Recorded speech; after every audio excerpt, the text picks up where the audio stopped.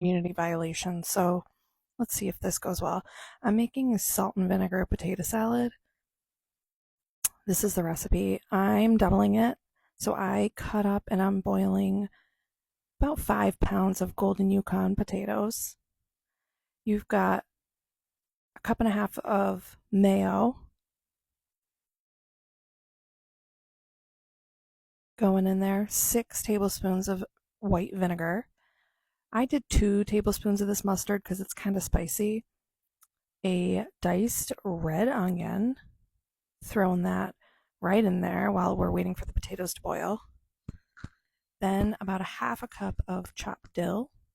Stir that all together. Then I screwed up the video. I don't know what's going on today. I got issues. So we mix that all together. And then you're going to crunch those salt and vinegar chips on top when you're ready to serve. We're going to throw this in the fridge.